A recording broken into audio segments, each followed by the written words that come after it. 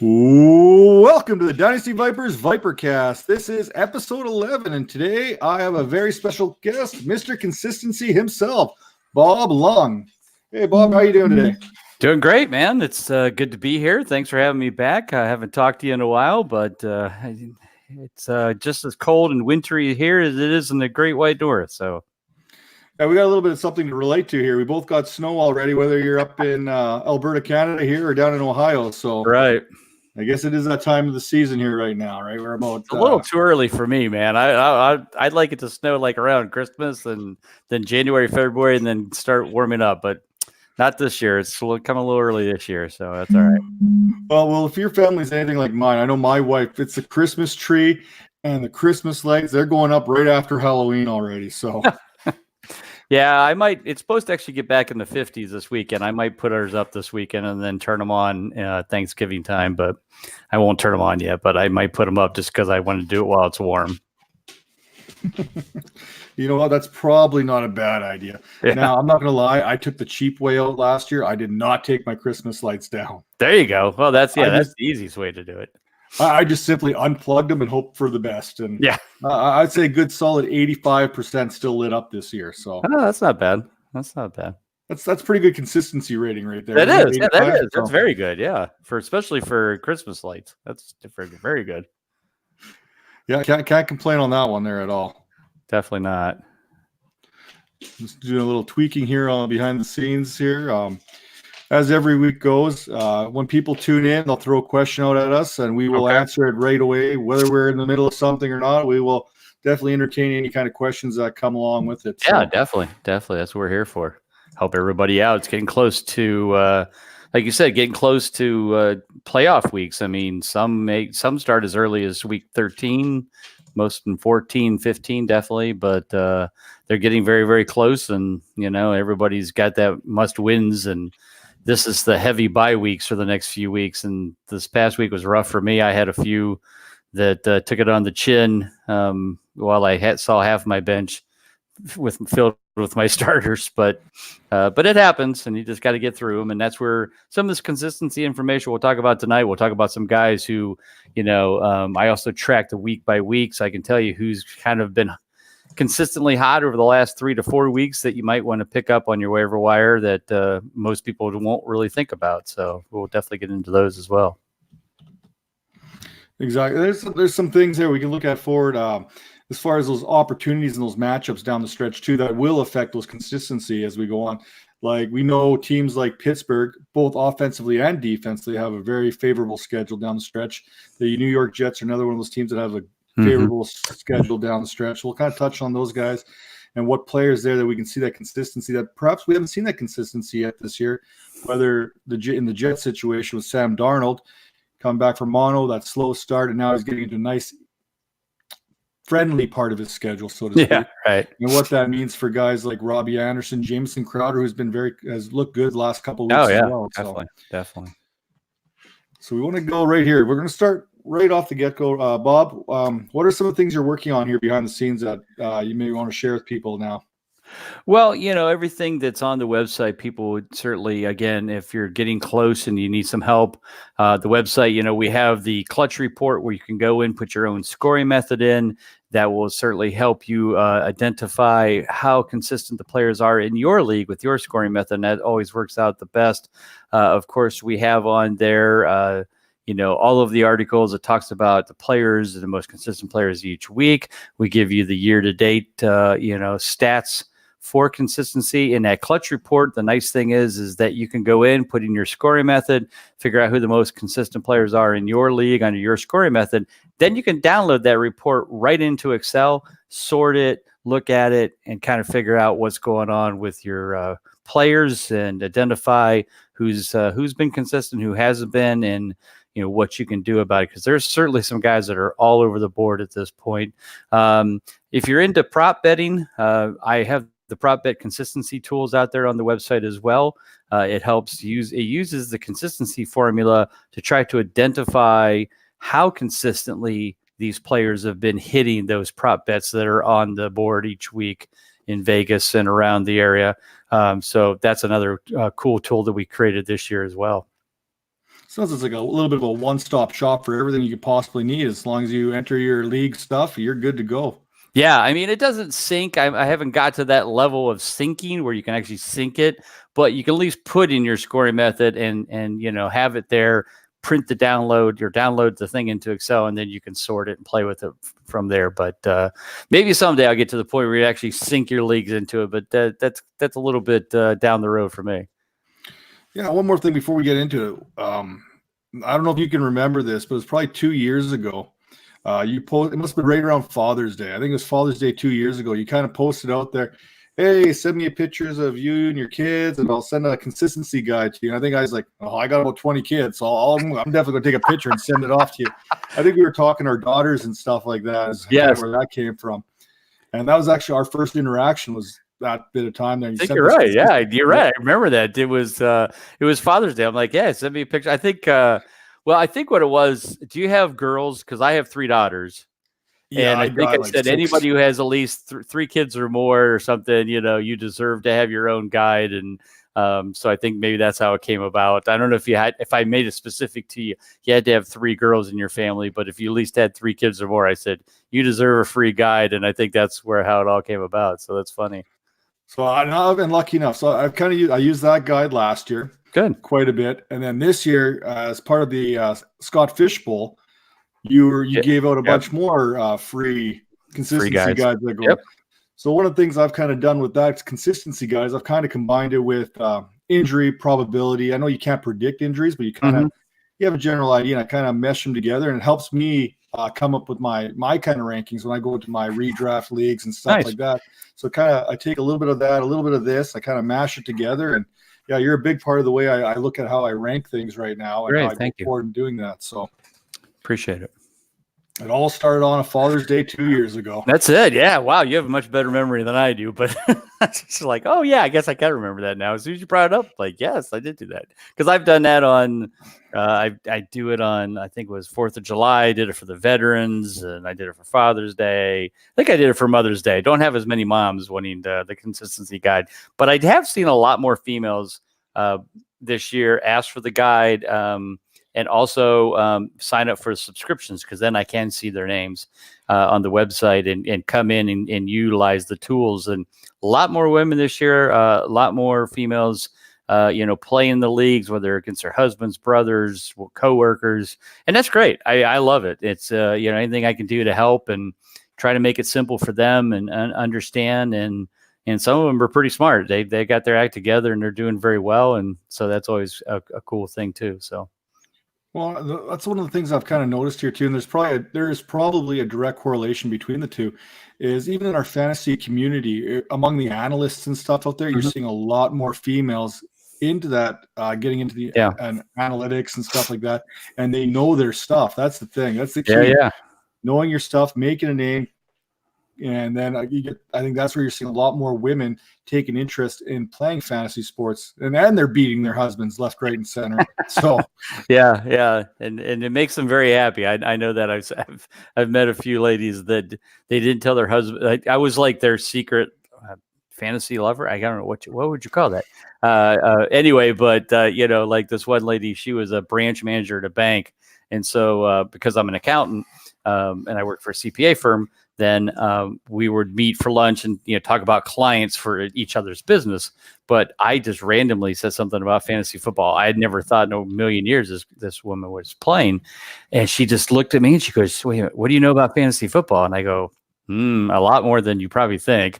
And she says, "Well, I'm in the league with my husband, and last year I didn't do very good, but I really want to do better this year." So of course I had to spill the beans and tell her what was going on. And I always during the summer keep a box of my books in my car, just in case I meet somebody and I went out and brought her, gave her a book, and oh my gosh, you'd have thought I just gave her a diamond ring. She was so happy. She's like, "Oh my gosh, I'm going to kick my husband's ass this year." And so she was texting me and emailing me, and she ended up beating her husband and making the playoffs, and he did. And she said it was the happiest day of her life. I'm like, oh wow. So she was pretty pumped.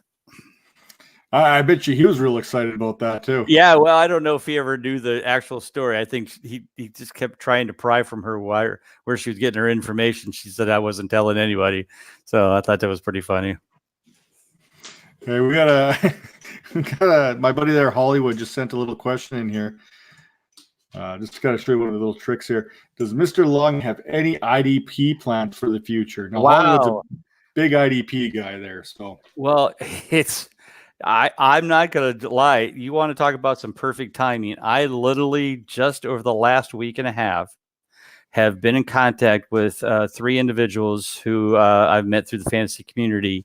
And our plan is for next year, we are going to have, just like the clutch report you see on Big Eye Fantasy Sports now for the offensive side and the consistency of the offensive players, we are going to create an exact replica of that for defensive players.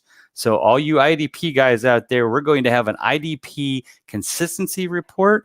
We're going to have IDP articles. We're going to have IDP podcast, and all related with consistency tied into it. So yes, a huge plan for IDP for next year. So we're going to work on that this offseason. And yes, there will be some great IDP stuff, consistency information, and taking it to the same level that I take offensive players. I mean, you can go out and there are some sites I think that have some IDP defensive, consistency information, kind of like you see out there.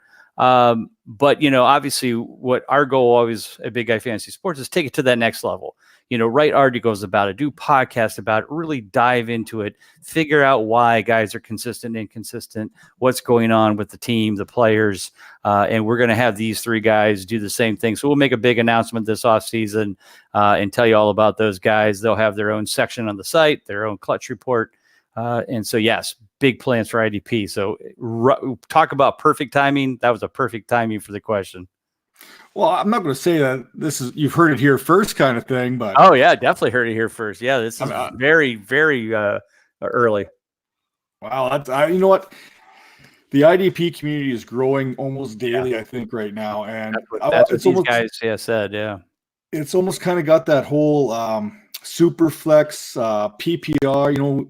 Right. You've probably been at this as long as I have here. Oh, yeah. We were still doing our scoring out of the newspaper here and adding things up every week. So and that was basically the standard. And then all of a sudden half point and full point PPR came in. It was like, oh, this is something big. Right. And then we seen the super flex, the 2 QB leagues started coming, IDP. And now I see that IDP kind of making that big push more in the mainstream now, more than ever. So right. That's a huge thing for the IDP community right there. Yeah, because that's something, again, that's not out there and being really, really put out there from a very informative standpoint. There's basics, there's bits and pieces.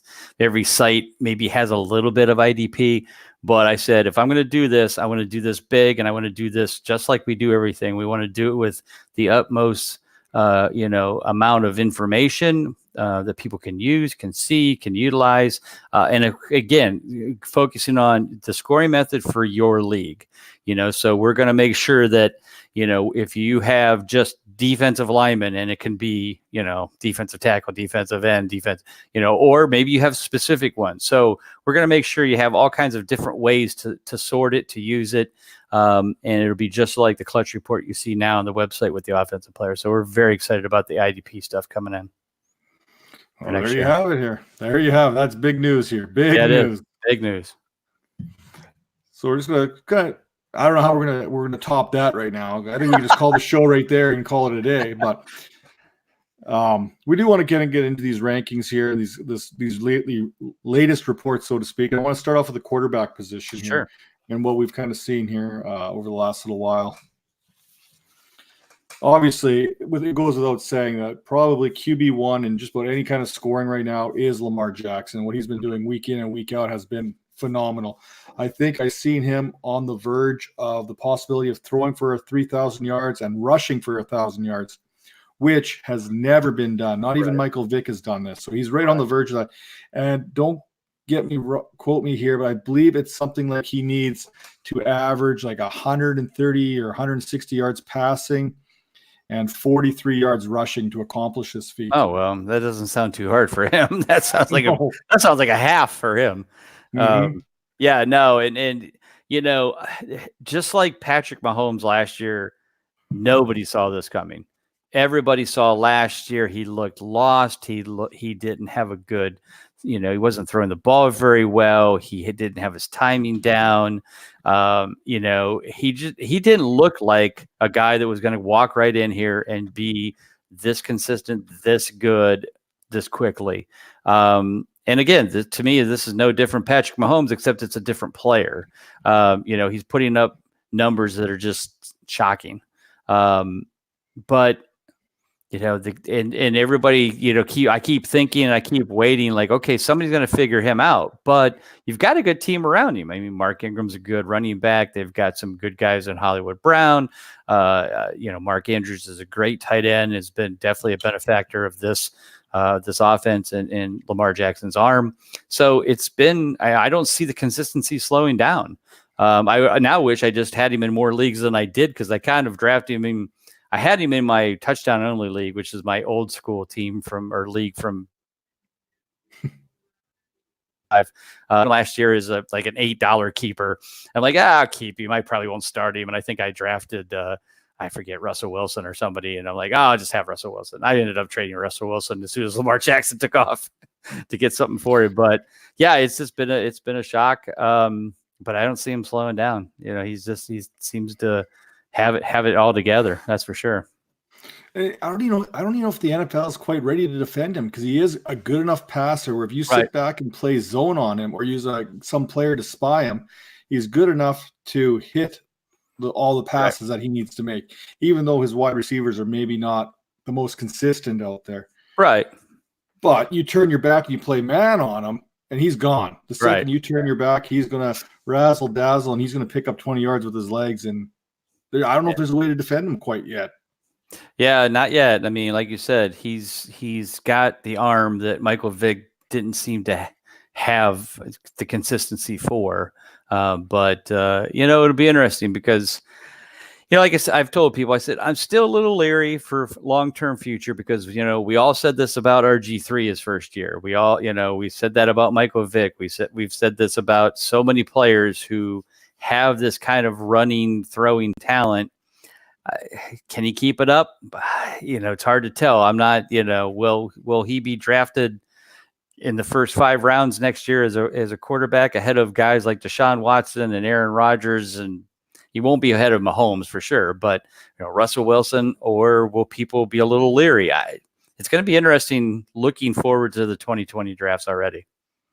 Yeah, I think the one thing people will have to keep in mind with Lamar Jackson is I see him more in that Russell Wilson type where he knows when to slide and not take that big hit, where we've seen guys like Robert Griffin kind of falter in the past where he's taken that big hit. So I think that's going to play huge. But I know personally, it's hard for me to take Lamar Jackson. I'm looking at the numbers here and the consistency throughout the season, and part of me is just waiting for something negative to come out of it. Yeah, I don't. Again, at this point, it's he's that, like you said, his schedule is nice. He'll be playing the Browns, the Bengals, the Steelers a little bit better defensively, but he's got a decent schedule. Going into the playoffs, so that'll be helpful. But yeah, until somebody figures out how to stop him, I don't know what they're going to be able to do. But at this point, he's putting up the numbers, and if he's on your team, you're not complaining. That's for sure. Okay, so let's explain to the people here. You sent me the spreadsheet here to kind of follow along here. Now, when we're looking at these consistency numbers, this is just up to week 10 right now, right? Right. This is only this is all through week 10. Obviously most guys have had their bye, so you don't see too many guys with 10 games played. But and then it's in order of consistency percent. And then the FP rank is a fantasy points ranking. So, you can see guys like Russell Wilson, who's first in total points, but only 60% consistency. And he just barely made it this week. He only had 19.9 fantasy points, cutoffs about 19.3. So he barely squeaked by this week too. So he's had his good games, but he's had mostly big games and then kind of not terrible games, but he's been in that 17, 18 point, 16 to 18 point games, and hasn't always earned that clutch game that you want out of a guy. So he's been kind of surprising that he's been this inconsistent so far. Not as bad as Aaron Rodgers, who of course is 5th in total points and only has a 40% consistency rating, but still pretty bad. Let's talk about that. That 40% is literally just 2 percentage points above probably everyone's favorite whipping boy this season so far, and that's Mitch Trubisky. Right, exactly. Like you said, it's just been, it's not Aaron Rodgers' fault. I mean, we were talking about how kind of Baker Mayfield and Aaron Rodgers have been neck and neck for terribleness this year, consistency-wise, because Baker's at 44 and Rodgers has been 40, and they've been down into the 30% prior to this. But the difference is that Baker Mayfield is playing poorly, poor offense, poor offensive line, poor play calling. There's just so many bad things going on there in that team. Because trust me, I'm from the Northeast Ohio area. I'm watching these games. It's bad. The difference is that Aaron Rodgers is playing well, but he doesn't need to throw the ball for 300 yards a game like he used to in the past, because they have a good defense and they have an excellent running game in the Aaron Jones, Jamal Williams combination. So they're 8-2 with Aaron Rodgers being 40% consistent. They don't care about our fantasy teams as much as we don't think that that's true. They don't. So Aaron Rodgers doesn't need to throw the ball to win football games. He's not going to throw the ball to win football games, and that's been the problem this year.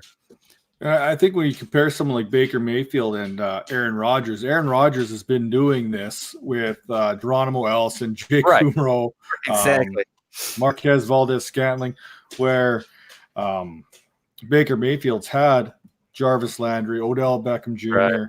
He's had 2 alpha dogs, so to speak, at least one for sure. Right. And now we probably could see Aaron Rodgers' numbers going up here in the next couple of weeks with Devontae Adams coming back into the lineup. Well, but Devontae Adams has been back the last 2 weeks, and he's 1 for 2. I mean, this past week, he only had, I forget what his numbers were. I have it written here. Rodgers was only 12.35 fantasy points in a game that, they barely won against Carolina, but they won. Aaron Jones had 3 rushing touchdowns. Jamal Williams had a rushing touchdown.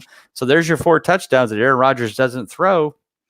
And so they win, and Aaron Rodgers doesn't need to be productive. And if you get him on your fantasy team, you're kicking yourself. But that's not much you can do. Well, when we move on to the running back position, I have to eat a little crow there because I did not expect Aaron Jones to be able to do what Aaron Jones has been doing this year. Yeah. And actually, I got our one league mate in one of the leagues we're going to talk about later, drafted Aaron Jones, I want to say 212. The very end of the second round, and we just let him have it. Right, of course. I just gooned the living crap out of him. I'm like, how do you take Aaron Jones in the second round? Well, I guess I'm the idiot now, aren't I?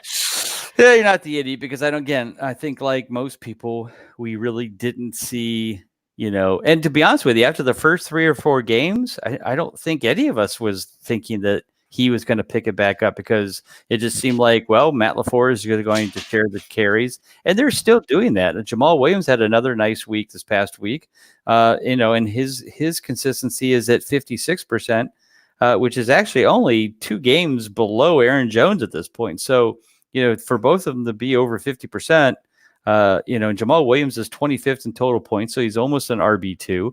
That's not bad for a guy that's the second, basically the second back on that team, and has been decently fantasy flex relevant at this point. Yeah, he's bailed me out a little bit too. I picked him up off the waivers here not too long ago. So. Yeah, I have him on a couple of teams that I needed him for flex, especially bye weeks. So I'm going to throw some names out here. I think everyone can kind of expect 1, 2, 3, and 4. We're going to be near the top of this list to begin with. Lamar Jackson, Dak Prescott, Patrick Mahomes, Deshaun Watson. I think it gets interesting when we get to number 5 in Josh Allen. I think you got him ranked here. He's 12th in points with a 78% consistency rating, which is really tied with Deshaun Watson. Right. Yeah. Which is a bit of a surprise to me there. Yeah, and Allen has been, it's been the the key with Allen is, and why nobody really is noticing this is, and again, this is why we do the consistency stuff, is we're looking for these kind of players, the kind of player that is getting you that enough points each week to be a viable starter. But maybe they're not setting the world on fire and they're not in the top 10 in scoring. I mean, Josh Allen is a QB1 now in total points, but he's been getting like 20, like I said, the cutoff's about 19.3. So he's been getting that 20 to 23 points per week. He hasn't been over 25 yet, I don't think. But that's the thing with him, is that he's doing it for you every week. I have him in a league where I have Patrick Mahomes. So I haven't obviously started him yet. Patrick Mahomes does have a bye here in a couple weeks, so I will need him then. But I'm seriously considering because I need a big push for the playoffs. I mean, I'm 6-4. If I win out the next 2-3 games, I'll probably make the playoffs. But I also know that one of those weeks Mahomes isn't going to play. So I'm looking at the idea of trading Mahomes away for a big package of like a stud tight end and maybe a stud running back, or a solid running back, to kind of give my team more depth and let Allen run with it the rest of the year. Because again, he's got a great schedule. He's playing the Dolphins, the Jets, all those teams. And, him sitting on my bench isn't going to do me any good except for that 1 week. So I'm thinking about maybe looking at potential trades. I don't know yet. It's kind of a, scenario where I'm kind of like, man, I hate to trade away Mahomes, but I know what I've gotten in Josh Allen as a consistent player and know what I can count on every week. I mean, like this past week, everybody was like, oh, Mahomes is back and he threw for 400 yards and, he was awesome. And what people don't realize is that, just 6 points below him was Josh Allen this week against the Browns. So, it's kind of hard to argue that this guy might be worth keeping and trading away. So, if you're out there and you don't have Josh Allen, or somebody's got him on his bench and you're struggling at quarterback, it may be worth going out there and try and grab him away from him while you've got the opportunity. So before we move on to the running back position here, what about something like a Josh Allen or Matt Ryan? Who would you rather have? That's a good question. The thing with Ryan has been, he's had an injury here. The offense, Devontae Freeman went down, so now they got Brian Hill playing running back. They've got obviously pretty solid schedule. They're going to be competing against the New Orleans, the Carolinas. I mean, if we take a look at their schedule, they do have Carolina, Tampa Bay, New Orleans, Carolina, San Francisco in week 15 in the playoffs, Jacksonville week 16. So not the greatest of schedule. You look at Buffalo's schedule and they've got Miami, Denver, Dallas, Baltimore, Pittsburgh, New England. They got a pretty tough schedule too. So if I had to pick, I'd probably go Matt Ryan, just because that Buffalo schedule actually looks a little bit tougher than I thought it did. And yeah, I'd kind of lean Matt Ryan myself, and it's not really much on the consistency, as I think Buffalo keeps games closer than what Atlanta's going to do. So you see a little bit more garbage time Matt Ryan. And I think weather might play a factor into it too. You got Atlanta's going to play a lot of the games down in the south, as opposed to where Buffalo's going to be playing their games. So right. That's just kind of my little take there. But yeah, I was kind of caught off guard there, and because I know Daryl's still watching here. So Daryl, just for the record, Ryan Tannehill is number 13 in the consistency right now at a whopping 67%. That's way higher than anywhere Marcus Mariota ever was. Oh my gosh. And that's 4 straight for Tannehill, 4 straight clutch games. So, since he's kind of really come on as the starter, he's been, again, he's kind of doing the Josh Allen for Tennessee. He's just doing enough to, earn that 20 to 25 points a game. And that's what you can count on. And he's been pretty good. No question about it. So explain to everyone here right now, what exactly is a clutch game? So clutch game is basically, let me take a step back. So basically, to earn a clutch game, you have to go over what's called a clutch factor. That factor is the number of points that a quarterback needs to get into the top 12 on a consistent basis. Now, that's not every week. So The number will fluctuate, and there's a calculation. It's not an algorithm by any stretch. It's just a calculation that kind of gives you that clutch factor. And as I mentioned, for quarterbacks right now, it's 19.38, so about 19.4 fantasy points in a week. So every time a quarterback has earned over 19.4 fantasy points in a week, and this is 4 points passing touchdown scoring, that earns them a clutch game. Every clutch game is more consistent, gives you a higher clutch percentage. And if I just go through the positions real quick, running backs are 10.85. Wide receivers right now is 10.33. That's PPR. And tight end PPR is 8.82. Now that changes every year. It adjusts to what's going on in the real world. So like, I don't just say it's got to be, every year it's 9 points for tight ends, because some years tight ends clutch factors has been 9.6. This year it's 8.82. It fluctuates to what's going on in the real world. So that's what I like about my calculation, is that it's not a hard set line. It calculates itself and adjusts itself during the year to make sure that it's basically putting in the top 12 quarterbacks, top 12 tight ends, top 24 running backs, and top 36 receivers. But it also changes based on the number of teams in your league. So that's part of the scoring method you see on the website, is that if you're in a 14-team league, you can change that, and now it'll adjust that to having more than, so it'll be the top 14 quarterbacks, top 14 tight ends, then 20, or I guess 28 running back, so it adjusts for that. And if you're in a 10-team league, it'll adjust. So that's what I when I created this, I wanted to be very flexible and very, adverse to attaching to the league you're playing in. So that's what the whole clutch factor and consistency clutch games thing is all about. Okay, so we got a couple comments here on the running back position. I'm just going to toss up on the screen here real quick. Got a little chuckle. Aaron Jones equals Patriots like Arab blood. I don't know if it's that bad. I think Aaron Jones is a little bit more elusive than LeGarrette Blount was. Well, I've already moved Jamal Williams up to my Green Bay Packers RB1 just after listening to his interviews. I don't know where this guy goes. A couple weeks ago when they were playing in the rain, he was talking about being a mermaid.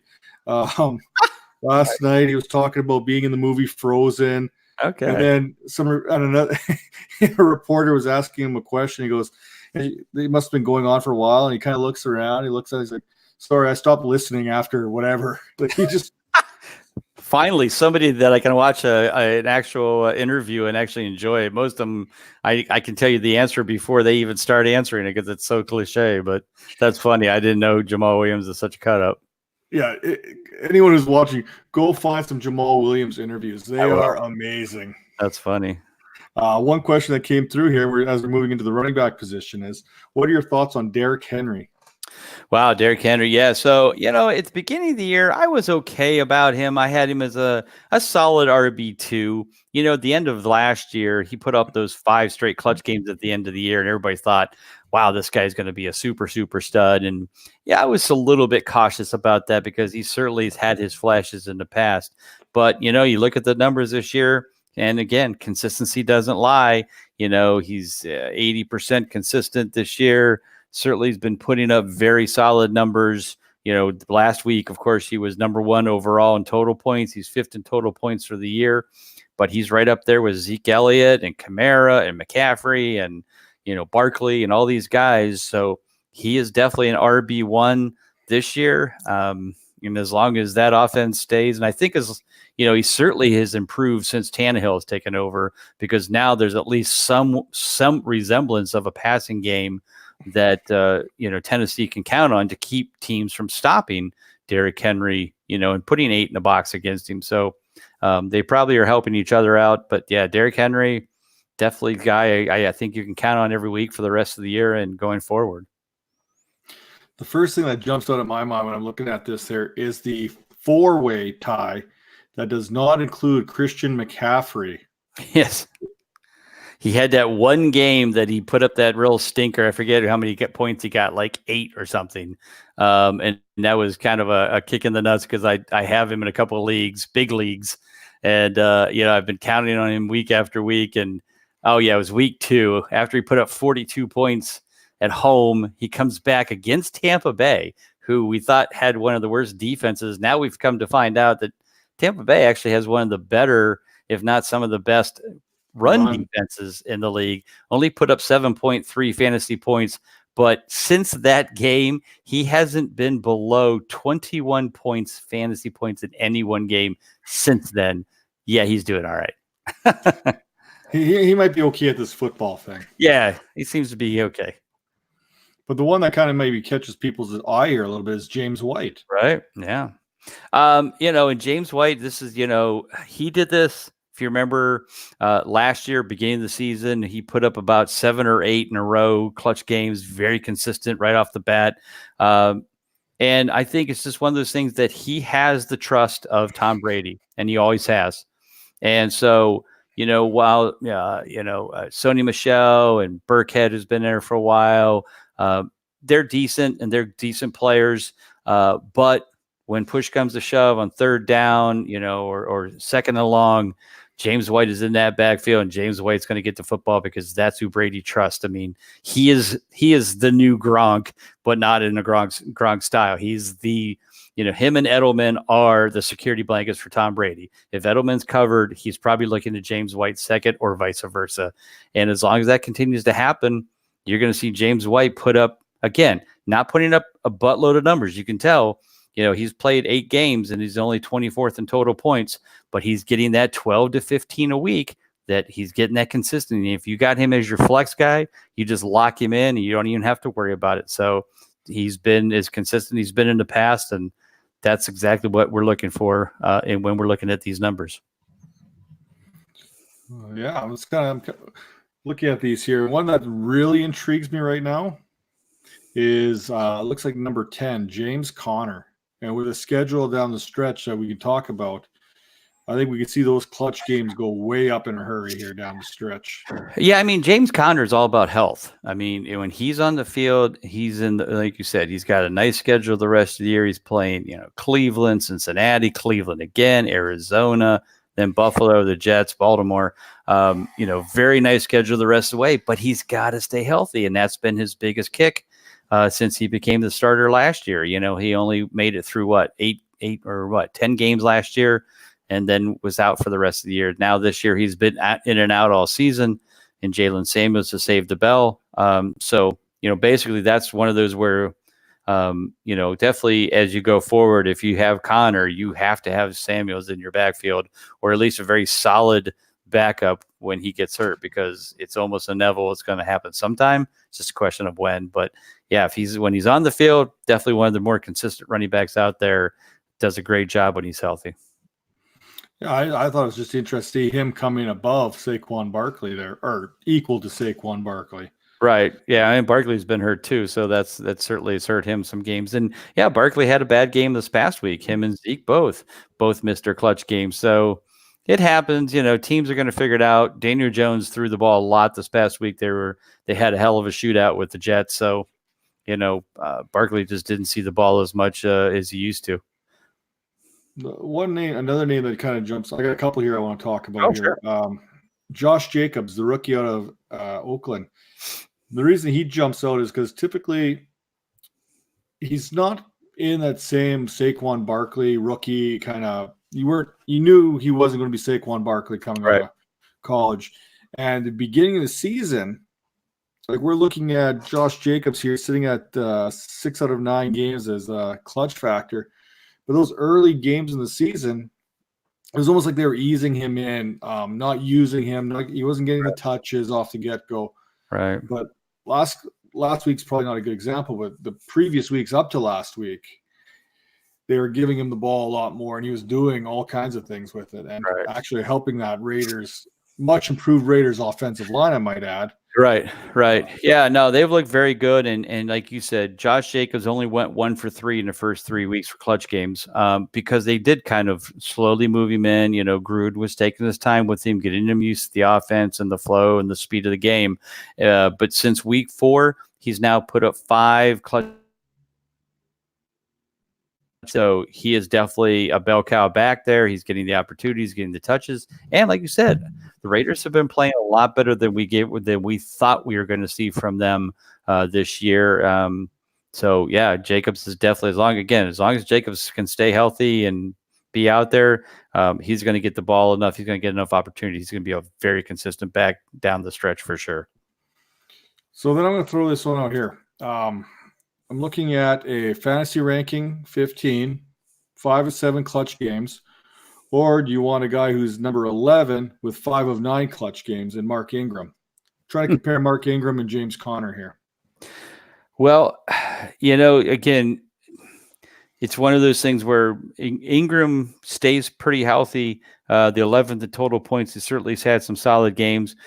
He actually had kind of a disappointing game against Cincinnati, mostly because Lamar Jackson stole all the rushing yards. Mm-hmm. He had the rushing touchdown, but that was about it for the game. So, if I had to choose for the rest of the year, I think I would probably still stay with Ingram, only because I can count on him being healthy and being out there every week. He'll get his clutch games. Again, they've got a pretty nice schedule going forward. Connor has a nice schedule too. It's just a question of him staying healthy. And, when you're getting to these weeks where you're really counting on your players every week, you need the guy that's out there, at least has the opportunity to score fantasy points. Connor's the kind of guy that it just scares me whether or not he's going to be out there on a week-to-week basis, health-wise. Dr. Turner, if you're still watching this, what's your thoughts on James Conner? And we'll just kind of move on to the wide receiver, because I just flipped onto this screen here and I was like, holy crap, looking at number 2 and number 4 on the consistency report here. How about John Brown and Golden Tate. Golden Tate has been phenomenal since coming back from the PED suspension. Yeah. When Golden Tate has the ball in his hands, he is like the yak master. Like, he makes things happen no matter what. He's never brought down on that first tackler. Right. And you're looking at this, and I don't know what the number is for wide receiver, probably in that 15 to 17 range. No, it's actually right about the same as running backs. It's around 11 for earning a clutch game for wide receivers in a PPR. Interesting. So yeah, I'm just looking at 8 games out of 9. John Brown, the much maligned John Brown from past seasons, right? Has hit that 11-12 mark 8 times out of 9. Yeah. We talked about James White being that nice solid flex play. Yeah. John Brown looks like a guy you could probably go trade for and probably get him cheap right now. Probably so. Yeah. And like I said, he's that, he's not a big, in fact, his biggest game of the year was the first game of the year when he had 25 points in the first week against the Jets.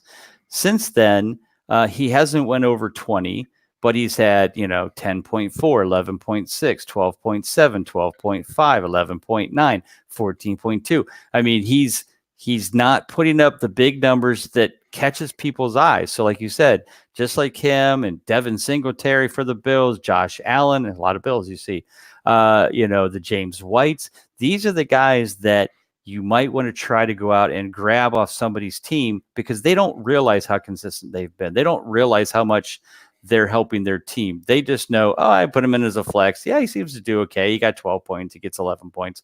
But, if you don't have that consistent flex player in 1 week, like a Tyrell Williams, where 1 week he's getting you 15, the next week he's getting you 5, that's going to kill you. And that's why you want to maybe trade like a Tyrell Williams for a John Brown if you can, and say, Tyrell Williams is playing Cincinnati this week. This will be awesome. And, and then grab a more consistent player in John Brown, put them in your lineup, and then you have you sleep better at night when you got those players in those flex spots. Yeah, and I don't know about you, but I always err on consistency rather than the high ceiling kind of guys. Right, definitely. Let's say, especially when we go to IDP too, it's why I like to stick with the middle linebackers, because the consistency in the middle linebacker position compared to the outside linebackers, same kind of thing as when I'm looking at lineups, especially that flex position. Right. I want to make sure I get those points, those guaranteed points. Kind of just flipping through this list. Another guy that kind of caught my eye really quick is like everyone's favorite whipping boy in the wide receiver position, Devontae Parker. He comes in at number 16 on this so far. And this, we're not talking about like 1 week or 4 weeks here. We've got a 10-week sample here to work off of.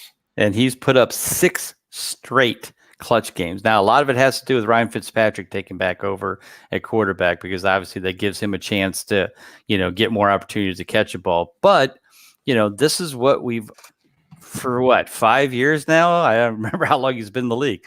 17 years? I don't know how long he's been here. No, probably 3 or 5 years, that every year Devontae Parker's he'll put up 3 straight and then everybody go crazy. This is it. This is what we've been waiting for. And then at the end of the year, he ends up like 6 for 15 in clutch games, and, is always around 50% or maybe less. But all of a sudden, this guy now is right up there with guys like, Allen Robinson, Kenny Galladay, Julio Jones, Julian Edelman, DeAndre Hopkins, all have the same clutch percentage, consistency rating as Devontae Parker right now. I don't think I ever would have thought in my lifetime I'd ever say that sentence, but right now we're looking at the numbers. The numbers don't lie. No, they don't. It's hard to argue these. And actually, even Terrell Williams, that we just talked about for trading for John Brown, he's sitting there at 71% consistency here. Right. But remember, here's the thing. He went 5 for 5 until he got hurt. And then now, since he's been back, he's 0 for 2. So I'm not sure if he's not 100% healthy, or that the team, kind of picked up itself and kind of got back in its own rhythm without him for a couple of weeks when he was out. I'm not sure, but he's definitely not clicking with Carr like he was early in the season. So that's what I was saying. If you can, it may be time to get rid of him. They may have moved on. Hunter Renfrow has been catching quite a number of balls, kind of being the Jordy Nelson kind of guy there for them. They obviously have, as we mentioned, Josh Jacobs running the ball, Darren Waller at tight end being a big factor in the passing game. So Tyrell, we're not sure, but they do play Cincinnati, so this might be a big week for Tyrell to go back off again. It could be. This might be your one chance to, like you said, wait for him to play Cincinnati, and then maybe your sell window opens up. Yeah, then you trade him away. So one more thing here on the wide receivers is I want to scroll down here to about 40, 41, 42, and Keenan Allen, Stephon Diggs, Terry McLaurin range. Mm-hmm. We're looking at guys that are all in the 50%. Is there one guy that you think could be more consistent down the stretch than the other in that group? Well, I think if anybody can turn it around, it's Keenan Allen. He's always had solid consistency. This has been a very disappointing season for him. I'm always been a big Keenan Allen fan. I've always had him on my fantasy teams. I have him on a lot of fantasy teams right now. But it's just, I said to somebody, I said, the worst thing that happened to the Chargers was Melvin Gordon coming back, because when Melvin Gordon wasn't there, Keenan Allen was setting the world on fire. He was getting his 10 targets a week. Austin Eckler was kicking ass. It was these guys were like a well-oiled machine. And then Melvin Gordon had to come back, and they had to squeeze him back into his spot. And now the offense is kind of a hot mess again. And Eckler's getting some decent points, but Keenan Allen isn't seeing the targets he was before. And it's just like, I really wish they would have I wish they would have traded Gordon, to be honest with you, to somebody else, and let Eckler and Allen be the guys that we want him to be, because they were doing so well when he wasn't there. But if anybody's going to, get that consistency back, I think Allen has the best chance. McLaren, as long as Dwayne Haskins is the quarterback, I just don't see it happening. And Diggs is going to be, boom or bust. And he's been that way all year. He's, been picking up a little bit now with Thielen out. But I think even this past week, Diggs didn't earn a clutch game and Thielen was out. Now Dalvin Cook had 183 yards in total offense too, which kind of helped.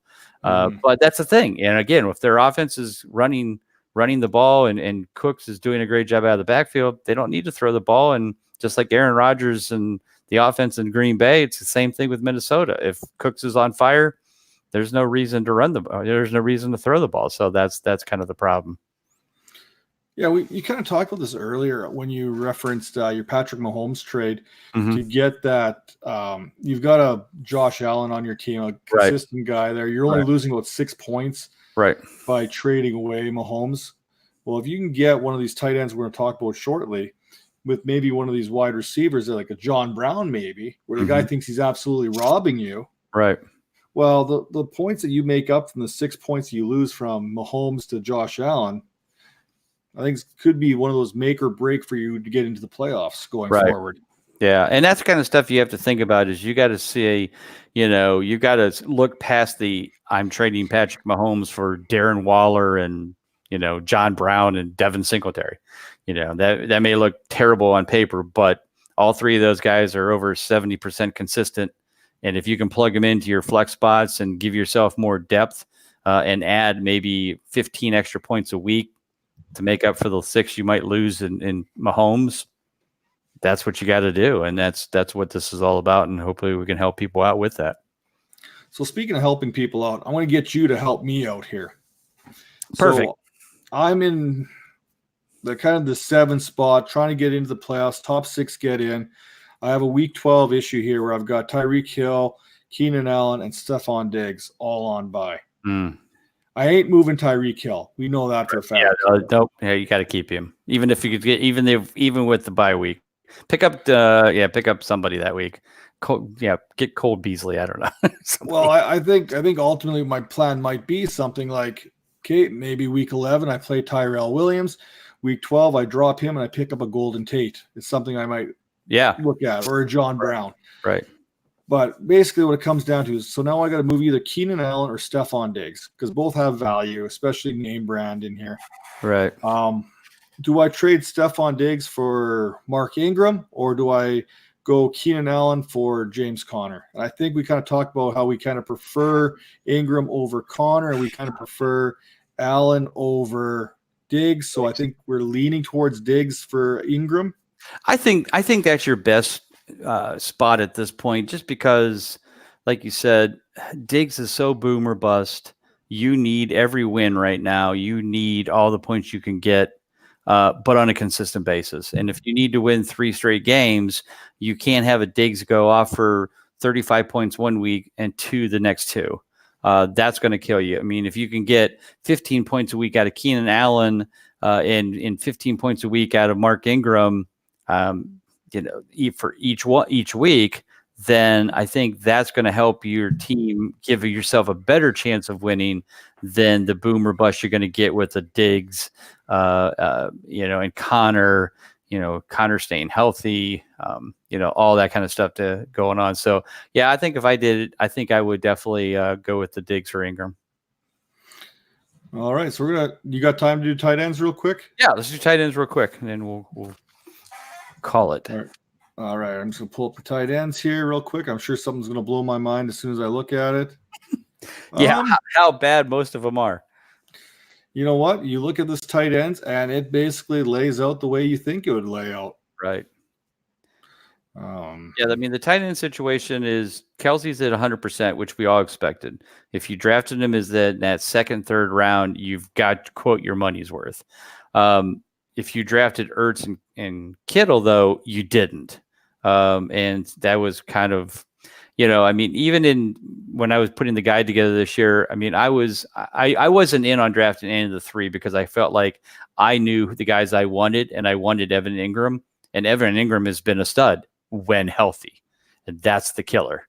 Evan Ingram is right up there at 88% consistency, but he's already missed 2 games, looking to miss maybe a third again this week. It's just been, and like you said, then Austin Hooper's kicked it up a notch. Now he could be out for a few weeks. We just got Hunter Henry back, but you missed him for the first 5. So it's just been one of those years where Kelsey's been the only really reliable, healthy one all season. And everybody else has been a fill-in. Darren Waller's, Mark Andrews, Will Dissly for a while. Those guys have filled in and it's certainly been worthwhile and helping you out. But, even guys like Andrews is still only 67% consistent. Now, in a tight end world, that's top 12. So I mean, you look at the chart and you see that basically 1, 2, 3, 4, 5, 6, 7, 8, 9, 10. There's only 10 tight ends. Actually, let's say there's only 9 tight ends over 67% consistent, because at 60% is James O'Shaughnessy, who isn't playing because he's hurt. At 67%, right above him is Will Dissly, who isn't playing anymore, is hurt. So basically, there's only 8 tight ends above 67% who are 100%. Wow, I shouldn't even say 100% healthy. Hooper. Yeah, Hooper could be out. Ingram could be out. Kittle has been out. So basically, now you're down to 4 or 5 tight ends that you can count on a consistent basis. That's not good. And the rest of them are up and down. Olsen's been up and down. Witten, Ebron, Doyle, Cook, who had a decent week this week. The guy Rudolph, Kyle Rudolph has been up and down. So I mean, it's just been a terrible, terrible mess at tight end for not only inconsistency but also for unhealthiness. And those two things have been just the death of most of our teams fantasy wise when it comes to tight ends. So it's been really bad. The one I want to talk about is right now. First off, I want to take my victory lap here real quick. Beginning of the season, I had both Waller and Hooper in my top 4. And I had Hooper as my number 1 tight end. Now, unfortunately, he's injured. It's not going to work out for me. But Hooper and Waller, I've always kind of gone with the belief I'm going to sit back and wait for the tight end position. Right. I'm not willing to spend that first or second, even that third round pick, I guess, on a Kelsey or an Ertz. And really, Kelsey's the only one who's actually kind of lived up to that value right now so far. So that's kind of where the tight end positions kind of always looked like to me. And Hooper and Waller are kind of a couple guys. Even in the Scott Fishbowl, I sat back and I waited late. I think I got Hooper in like the 8th round or 9th round, Waller in the 13th. So I waited on them come all the way back. You're smarter than everybody else said, because I don't think we all saw that. I mean, I think there was some love for Waller. There was some love for Hooper, but it wasn't enough. Like you said, that's why you got him in the 8th and 12th rounds, because there wasn't a ton of love. It was one of those, I might draft him as a backup, I guess, but I didn't even get that far. But no, good job. Well, I think with Waller, a lot of people are on that wait and see kind of thing, because how many times, Devontae Parker especially, have we bought into the preseason hype and been bitten in the ass by it, right? So that's kind of thing where everyone's sitting back on Waller. But the bottom line is, you looked at what Jared Cook was able to do consistently with the Oakland Raiders last year. Yeah, I was all in on Jared Cook as well. I really thought for sure he would do fairly well in New Orleans. And I think he probably will continue to do good the rest of the season, but I think he kind of ran into a bit of an injury there, and then took him a little bit of time to get back into it. Right. Because they're going to use that tight end position. Even Josh Hill put together some good solid games there for the Saints here recently. So I think going forward, Jared Cook is a solid buy. I think you can get him probably on the cheap as well because of what he's done up to this point because of the injuries. But that's definitely one of those guys you're kind of looking at, like, hey, you know what? Maybe I'll take a bite here. And one of the guys, when we're looking at this report, that I'm looking at probably selling this year, especially if I'm in a dynasty league, is Zach Ertz, and trying to maybe get Dallas Goedert, because the consistency between the two of them, there's not much different between the two of them as far as consistency goes. We're talking, I think, 67% as opposed to 50% there. Right. No, there's a lot of, there's definitely some good ones out there. I mean, there's Jacob Hollister right now is filling in nicely for Seattle. He's put up 2 straight clutch games. They have a bye this week, but if you need somebody for weeks 11 or weeks 12 and 13, maybe head into the playoffs, maybe pick Hollister up now, especially if somebody drops him for their bye week. That's definitely a good one. Definitely to keep an eye on. Even Tyler Eifert has put up 2 straight clutch games in between with his bye week in between. So this week's a good week to stream him against Oakland. Yeah, right. Exactly. So Dawson Knox has looked pretty good. I watched that Buffalo Bills Browns game, and Dawson Knox, he's a pretty talented receiver. Josh Allen's definitely starting to use him more, along with John Brown. So I really like this kid. I think this kid has a nice future. Again, I think he'll be one of those kind of like all the other Buffalo Bills players who'll kind of fly under the radar and maybe just get you that 10 to 12 points a week. But at tight end at this point, you need all the points you can get, and he may not be a bad pickup as well. Well, I like how you mentioned that, because one guy we didn't talk about there that was higher in the consistency report than most people realize is probably Cole Beasley. As we talk about Buffalo Bills that get overlooked quite often. John Brown, Cole Beasley, Dawson Knox, Devin Singletary. Right. Yep. Yeah. All of them are, just doing enough, but that's what you're trying to grab and add to your team at this point as you're making your playoff run. That's for sure.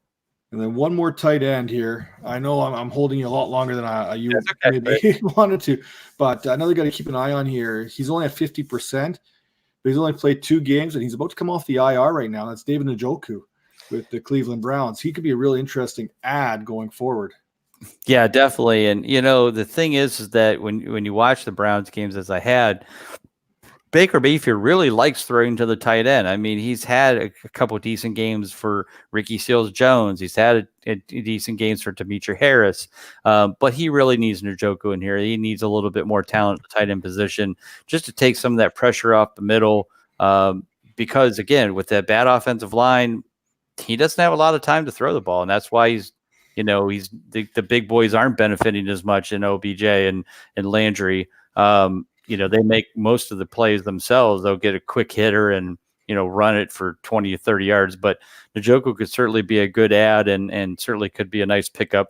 He's probably been out there. He's been missing for so long. People kind of looking at the milk bottles trying to find him, milk cartons, and now go, oh, hey, Njoku. Yeah, I remember him. Maybe I should get him in my lineup. So, but yeah, definitely could be worth a pickup as well. So, and you watch a lot of Browns game up in Ohio there and everything. Sure. Do you think there's a correlation between the Browns' struggles, especially Baker Mayfield, and maybe David Njoku going down early in the season? No, I mean, from what I've seen, the biggest problem is their offensive. Well, there's 2 big problems. Well, the line's bad. That's the offensive line is putrid. I mean, every time Baker Mayfield tries to get any time in the pocket to make a deep throw to like a Landry or OBJ, he's always running for his life, and you just can't get any consistency as a quarterback when you're scrambling all the time. They've got a great running back in Nick Chubb. Kareem Hunt this past week looked really good as a third down back, kind of taking Dontrell Hilliard's spot. And, it's just I think he'll fill in nicely. Could be a nice flex. I'm sure somebody kept him on their rosters all year, as I did in most of my leagues. I just stashed him until I needed him.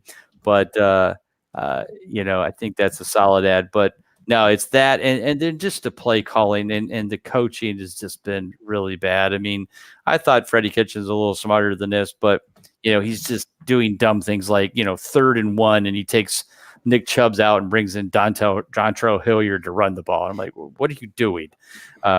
So, and with that bad offensive line, they've struggled in the red zone. It's just been a hot mess. It's one of those where I think if they can get some good offensive linemen in the offseason, I think you'll see this team really do a quick 180 for next year, and they'll be fine. They've got a lot of talent there.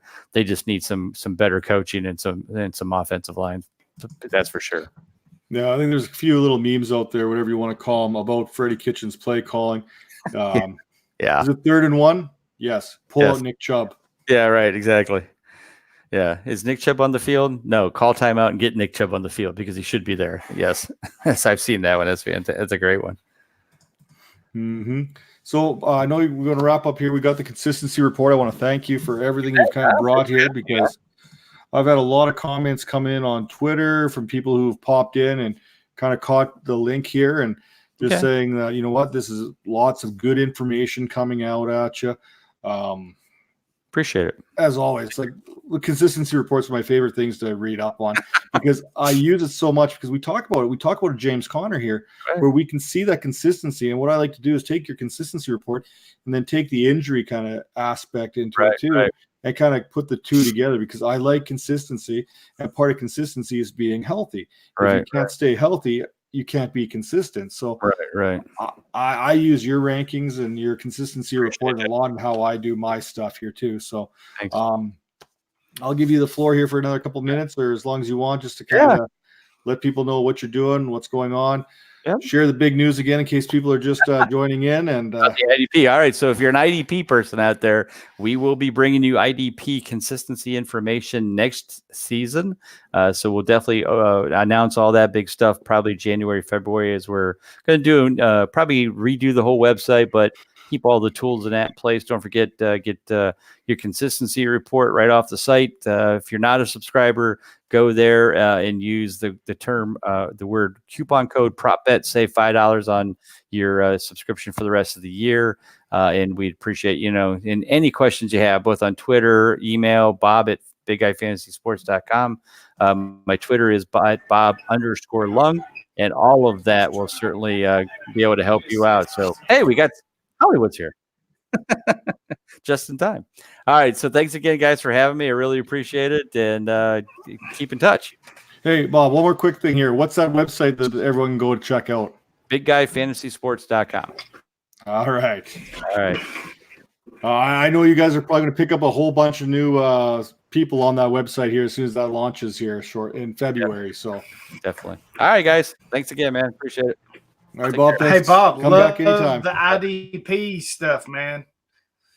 All right, man. I'm glad you do. I'm looking forward to it. I've always wanted to add it. And so a couple of guys and I kind of got together and I said, hey, you guys do this. And well, the funny thing is all they do is podcasts, but they've been doing IDP stuff for a number of years now. And they said, well, we just don't know anything about creating a website and doing stuff. And a couple of them, I think, write some occasional articles for other sites. And I said, how would you like to guys control your own section of Big Guy Fantasy Sports? It's all yours, all IDP. I'll have the tech people build a consistency report just like the offense, but it'll be all the defensive players and defensive rankings and points. And they're like, we're in. I go, beautiful. We'll make the announcement in the off season. And I've already started getting the tech guys working on the report so we can have it done by the end of the year so I can see it.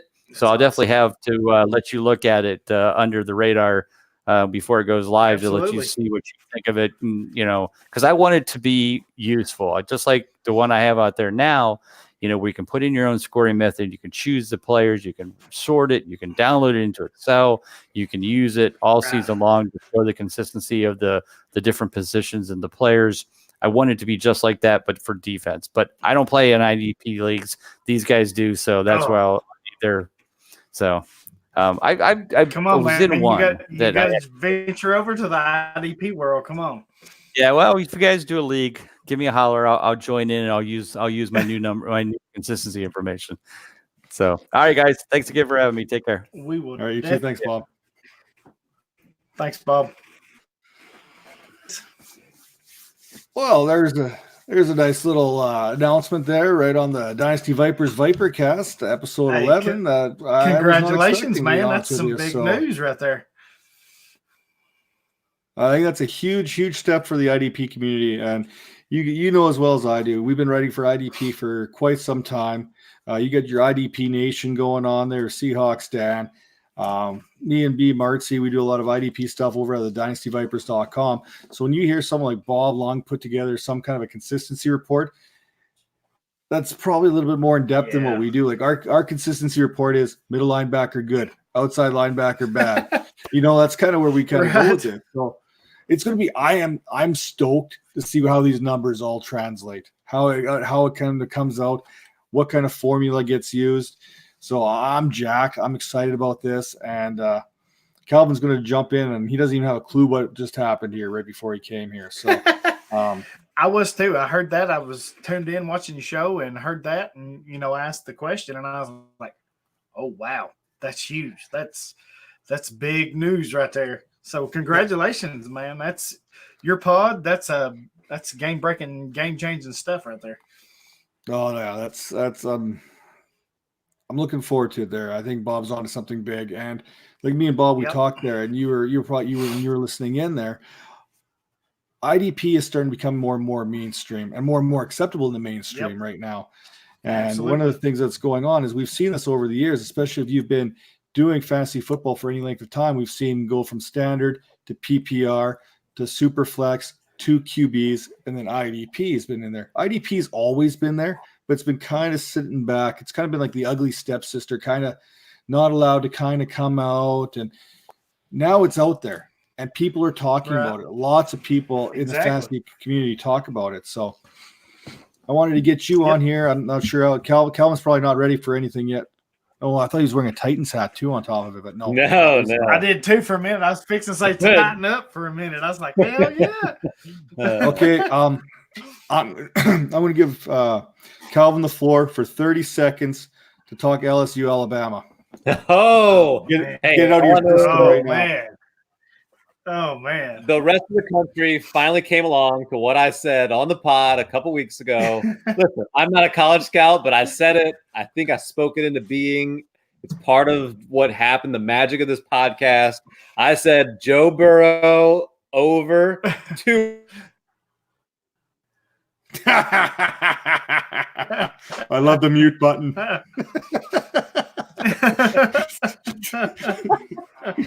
So I just found out that I could mute you. Oh man, nice. Anyway, you're saying Joe Burrow.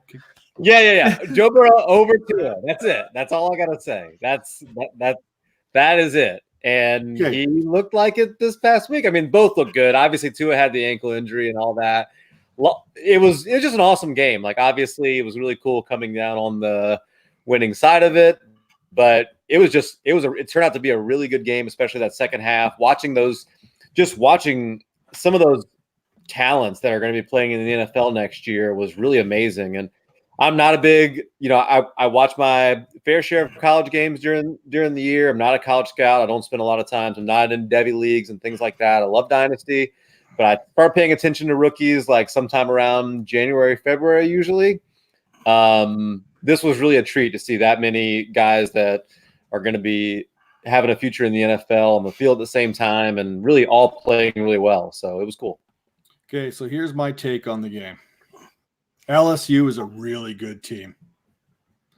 LSU is a really good team. That offense is impressive under Burrow. They've got some good young wide receivers there in Jefferson and Chase. Chase, I think, could be the number 1 wide receiver in 2021. Yeah. I don't think you've seen the best Bama team that could have played last week, and I cannot wait. I hope things work out to an LSU-Alabama national championship because I think the nation wants a round 2.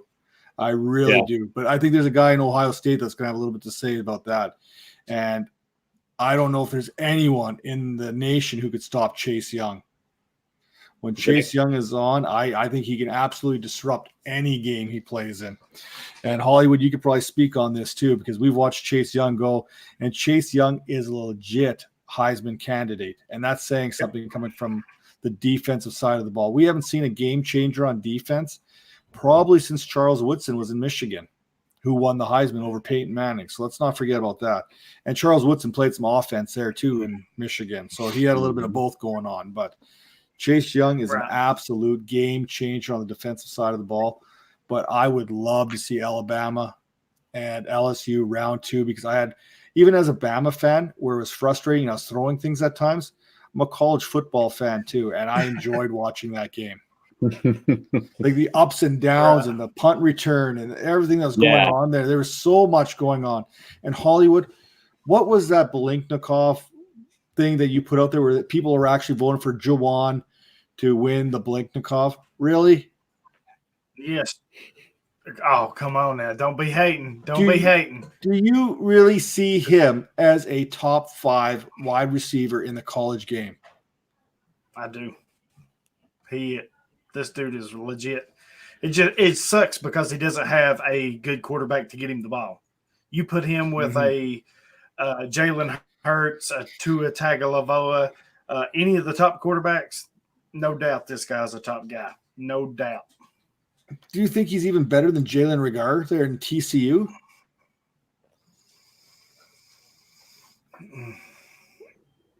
Like I know I could argue Judy. I could argue really Devontae Smith. I don't think Henry Riggs is going to be that number 1 wide receiver in the NFL.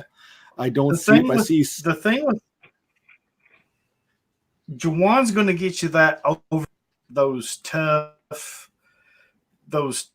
guy catches, and he can do so. He's lined up at quarterback. He's lined up in a wildcat at running back. There's really nothing he can do. You put him with some talent, he's going to be a star. He really is. We're going to miss him when he's gone this year. Oh, you're absolutely going to miss. He is your offense there in Tennessee. Yep. Let's call it the way it is. But I'm looking at this one that you sent out. I'm like 40% is what he was at. 40%. The next closest guy was at like 12% on this vote, and that's like C.D. Lamb, Jalen Rigger, Jerry Jeudy. I was like, you've got to be kidding me. This has got to be the worst poll I've ever seen. And I'm not going to knock Juwan on this, but you look at the like, was this poll only like set into the Tennessee area? Hey, I can't help it where it's set. Yeah, but I went there and I voted, but I was like, hopefully I don't know about voted for this. Juwan, I hope. No, there's no way I was voting for Juwan. And it's not a knock on Juwan. I just don't have him as a top 5 this year as far as that goes. That could have a lot to do with the quarterback play too. Like that doesn't make a difference, I get it. I understand it. That's a fan populated vote, but you put him with a serious talented quarterback. He is a serious talented receiver. He can do a lot. I mean, he's over the middle. He can go deep. He's clutch. Some of his catches, if you'll go back and watch some of his games, he's had some really clutch catches. If you can put the talent around him, he's going to be a top NFL wide receiver. Would you have put him even in the top 5 in the LSU-Alabama game? Was there any defense even played there? I mean, come on. No, but I'm just talking to Alabama there. They had Riggs. They had Ruggs. They had Devonta Smith there. They had Jeudy. You had Chase on the other side with Jefferson. Yeah.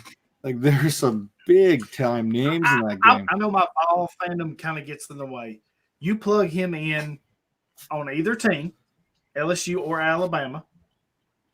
You put him in either one of those lineups, and yes, he's a top 5 receiver. Yes.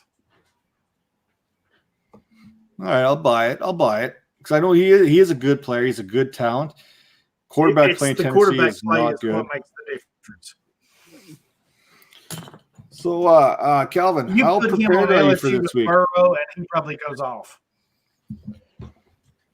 Yeah, I can see him having a good season, but yeah, I'm not buying into the Bliknikov talk for him yet.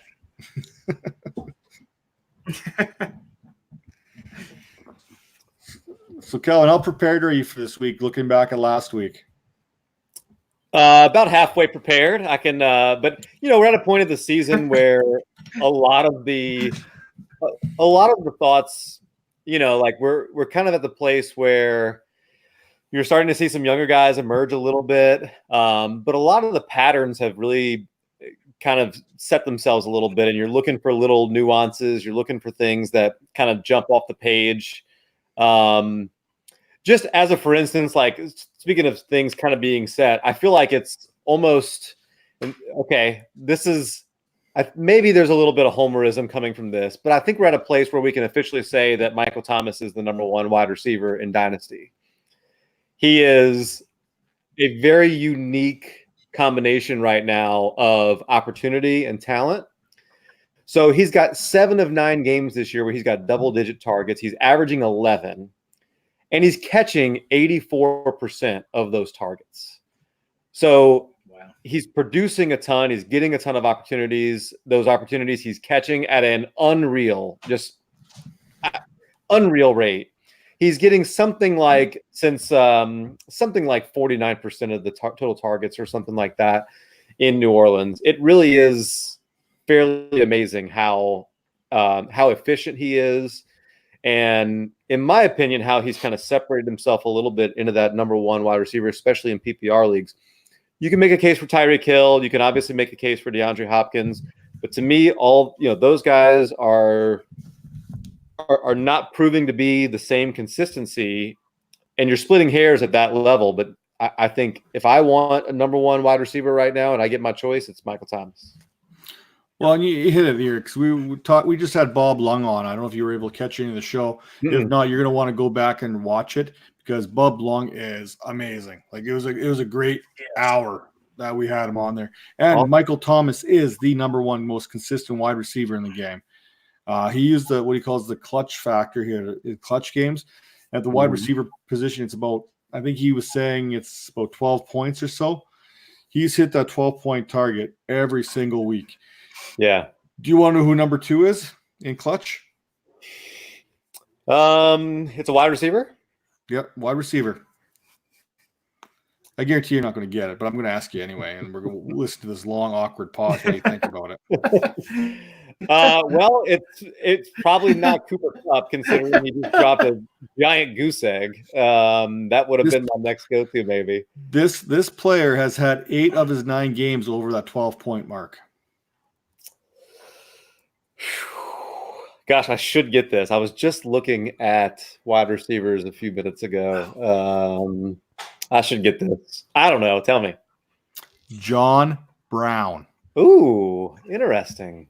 He is 18th in fantasy scoring, but 8 of his 9 games have been over 12 points. Yes. So that's what we're talking about, consistency, right?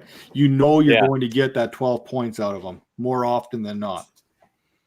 So I thought it was kind of an interesting thing to have on there for guys. Especially if you're looking for that stretch run, these are guys you want to add because you're going to get those points guaranteed to you. So, well, I think it was a note I made about after week 8, and I haven't looked at their box score yet for week 9, but I don't think it's any different. John Brown was, in terms of playing time, in terms of targets, all those things, John Brown is clearly the number 1 wide receiver on that team, and he's getting number 1 wide receiver type opportunities. The only thing he's missing is he has not gone on like a touchdown binge. If he had gone on a touchdown binge at any point during the season, we'd be talking a lot differently about him, I think. Because what does he have? 1 or 2 touchdowns total this season? Yep, I completely agree. Yeah, it's not many. If he were a little bit more efficient in the red zone than he was right now, then he would, he'd be at what everybody's talking about as a fantasy MVP. Yeah, especially where you draft him. If he's might even be on your waiver wire in some leagues too, in your more shallow leagues, right? Yeah. But some of the names that kind of came up here, like Devontae Parker, he was at 16th overall right now with 6 straight clutch games. We've noticed that going back on the box score scouting and his usage over the last little while with Ryan Fitzpatrick. We've talked about that week in and week out. Golden Tate's another guy who's coming on strong here, who's had 5 of 6 clutch game for a consistency rating of 83%. Yeah, both those guys are guys that we, like you said, we've talked about a good bit. In fact, earlier in the season, Devontae Parker, he caught a touchdown with Ryan Fitzpatrick when he first came back, and then he caught one the next week, and then all of a sudden you started seeing his opportunities kind of inch up a little bit. And now you've got Preston Williams out. You've got Devontae Parker really establishing himself as the number 1 wide receiver. Really interesting. Like this I don't know if this is a talking point that you want to go through or not, but you got Devontae Parker succeeding right now. All of a sudden you got Mike Gesicki coming around and he looks like a serviceable, good wide receiver. Now that you're not just making him block all of the time, you got Ryan Tannehill looking like pretty good quarterback right now. Don't do it. I'm not saying he's the best quarterback ever and he's the future in Tennessee, but he doesn't look that bad. My point is Adam Gase just the absolute worst quarterback the worst coach in the history of the NFL? That's probably correct. Right now he's ruining this Jets team that has a lot of talent on it. Like Robbie Anderson is an actual good wide receiver that's just being completely underutilized right now. Sam Darnold is out there. He's seeing ghosts and all these things. And, and you know, like, I don't know. I don't understand why Adam Gase is seen as a great coach or some quarterback whisperer or anything like that. He lucked into having Peyton Manning and he's done nothing else. I just don't know. Right. I don't get it with him. Everybody that he touched in Miami is doing better now that he's gone. And I saw the report somewhere. I'd have to look it up, but apparently the comment was made or the statement was made that they want to judge him on a bigger body.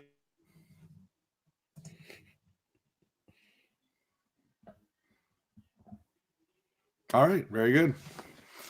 Looks like Hollywood's having a little bit of issues there again. We missed most of what you just said. Oh, No, I'm here.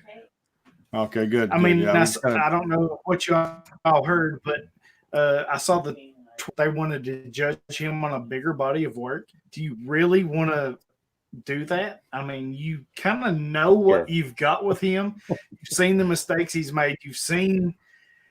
I mean, I don't get that. I just don't understand it.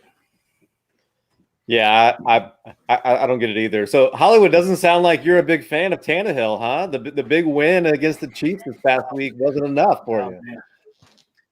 That's a sore spot. It's a sore spot. You guys are Tannehill's kind of putting the Titans into no man's land right now. Yeah, he's going to be good enough to get the 9-7 and miss the playoffs. He has played well. You know, he really has. He's played well. I'll give him that. I just don't know that he's the quarterback of the future. I really don't. No, I think he's proven the fact that he can't be that quarterback of the future. I think Tannehill has shown that he's a solid bridge quarterback. He can get things done when he's in the lineup. I don't think that's who you want to build your team around for the future. And kudos to him. He's having a good season. He's looked good out there. He is. His consistency. Despite what my co-host Dan says. He's been solidly consistent. What's Dan know? They had Geno Smith take the coin toss in overtime, for crying out loud. That's right. There you go. He seems like he's taken more chances than Mariota did, though. I mean, like you probably watch the games a lot closer than I do. Do you notice that he is pushing the ball down the field maybe a little bit more? Yeah, he's a little bit more the gambler. You know, he's willing to take that risk, and right now it's working out for him. It really is. But I think a lot of it has to do with them, Derrick Henry too. I mean, that's the whole key. Derrick Henry makes it. Despite what people think, A.J. Brown is the leading receiver. Is going to be the number one receiver in Tennessee. I like Corey Davis, but Brown is the better guy. I like Jonnu Smith. I think he's going to take over for Walker. But if you run that ball with Henry and you give Tannehill options, he can succeed. Now, is he the long-term fix? I don't think he is. I think at some point you probably got to look for your future quarterback. But right now he has done a really good job. Yeah, in fact, I made a note last week, and unfortunately, A.J. Brown didn't have the kind of game that we were hoping for, that almost everybody kind of pointed towards in this game. But 2 of the 3 weeks leading up to that, he had out-targeted, or he had led the team in targets. And, it clearly it looks like he is becoming that number one wide receiver there. Corey Davis is still getting like that 4, 5, 6 targets a game where, he if they can connect and get a little bit of a better rapport, he could kind of be one of those guys that maybe is a low-end wide receiver 2 or high-end wide receiver 3 for fantasy. But right now it just seems like something's a little bit off between him and Tannehill. Maybe it's him. Maybe the thing is if there was something wrong with him and Mariota and him and Tannehill, maybe it's just him. Well, some of it's been the offensive line play. I mean, they've had some really bad offensive line play to start the season. With Luwan being suspended the first 4 games, I think he's just now kind of getting back into his rhythm. So we'll see. As long as you don't count last week. Right. He was bad last week, like really bad. I don't know if you guys follow him on Twitter, but he owned up to it. He's like, you know what? Oh, yeah, he did. Those mistakes are on me. I made them. You know what? Those are on me. I'm going to get better. I'm going to try to correct those. And really, that's, it's one thing to just make the mistakes and not say anything or just try to do whatever, but to come out and publicly put yourself on display and say, hey, I made those, you got to give him kudos for that. You really do. Well, that's what you want out of your player. Do I really have to give him kudos for it? Everyone could see it was on him. He didn't have to own up to it. Everyone could see how bad he was. See, this is why I don't like Raiders fans right here. This is exactly why. You know what? If Richie Incognito had a bad game, he wouldn't say he had a bad game. I'm just saying. He would just go to the funeral parlor, drink some embalming fluid, and have a good old time. You know what? I'm so glad you brought up his name because I love Richie Incognito. I do too. I love everything about him. He is the perfect fit for you guys. Man, I love him. I do. I love him. You know, that line really started taking off in around week 3 when he came back. Colton Miller's game has really improved, probably out of fear more than anything. You got Richie Incognito at left guard, and you got Colton Miller at left tackle. Yeah, he's probably scared to do something wrong with Richie right there. That's not a bad thing. Like, right? I'm pretty sure Richie's probably said, I will punch you right in the nuts if you let Derek Carr get sacked. I'm pretty sure he's probably had that conversation with him. And in fact, he's probably even one big freaking dude. And I bet you any money, he's probably even bag tagged him a couple times in practice just to let him know he can do it. Hey, are the Raiders going to the playoffs? Are the Raiders going to the playoffs, Coach? Raiders have a tough they got a good schedule coming up here. They're going to have a huge game in about 3 weeks against the Kansas City Chiefs. I think they could be 7-4 going into that game. It's going to be tough. So their competition right now is looking like the Bills at 6-3, who have a very difficult schedule down the stretch. The Pittsburgh Steelers are now ahead of them in the playoff picture, who have a pretty decent schedule. Tennessee's right there too, so you can't discount Tennessee and what they're doing. Indianapolis, I think they're starting to fall. Yeah, they could still win the division. Back. Yep. Yeah. So I think a lot of things still have to fall into place. Let's be a realistic Raiders fan here. Let's not go full homer here. I said beginning season 8-8 was a realistic target for them. I think 10-6 is now. I think 10-6 is now within reach, and I think you're going to need 10 wins to get into the playoffs. Whether 10 wins gets you in right now, I don't know. But the way Buffalo tailed off there with some tough games yet coming up down the stretch, Pittsburgh's got some easier games down the stretch. They got another matchup with Baltimore, but they got 2 against I think Cleveland here. So we'll see what kind of Browns team comes out the next couple weeks for these rivalry games. They've lost some big pieces right now, LaMarcus Joyner and Carl Joseph. Those are huge losses for them in their secondary, which wasn't very good to begin with. I think that's probably they've been giving up a lot of yards in the passing game. They just brought in DJ Swearinger, who brings a little bit of attitude to that back end too. A lot of what Carl Joseph had. Fit. So it'll be interesting to see how these pieces come in to replace the injuries. I still think it's going to be an uphill battle for the Raiders to make the playoffs. But it's definitely a possibility. 10-6 is within range. Their next 2 games are against the Bengals and the Jets before they get that showdown with the Chiefs again. And I think and then Titans right after that. That's a big 2-game stretch. Yeah. So a lot of things can happen there. I can see the Steelers getting a playoff spot just based on what they have down the schedule. I don't know, being a game back from Buffalo right now helps them. So it'll be tough. But it's definitely possible. We've seen stranger things happen. We watched a team that picked 2nd overall last year just lose their first game in week 9. So anything is possible right now in this season. And depends, when you get into this November, December football, you want to pound the rock. And that O-line and that running back are as good as any in the league right now. So from a fantasy perspective, there's a lot of talk about Darren Waller and not being able to trust him. What do you think watching the games? I think Waller will be fine. I really do. I think this week they get right against Cincinnati because everyone gets right on Cincinnati. I think you're going to see Terrell Williams have a huge game. I think you're going to see Josh Jacobs have a big game. Waller's going to get right this week. I could see Waller easily going for about 83 yards on 6 catches and a touchdown. I can see Terrell Williams probably having 4 catches and a touchdown for about 96 yards. And Josh Jacobs probably has about 156 yards all purpose here. So, and at least 1 touchdown. It'll be there for him.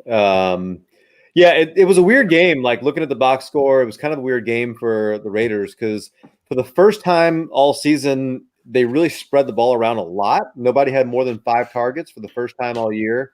I don't know if that was a part of the game plan. I kind of doubt that it was. I think it just may have been the way things worked out on a Thursday, being a short week, things like that. Maybe some of the preparation. It just looked weird in comparison to some of their previous weeks. I'll be curious to see how that goes. But Hunter Renfrow is seeming to come along a little bit. His role seems to be increasing, and he looks pretty good. I don't know that we're ready to trust him in fantasy yet, but certainly an interesting development for the team to get that second wide receiver that they really haven't had. Yeah, it'll be interesting there, and see what kind of role Zay Jones continues to carve out with the Raiders too.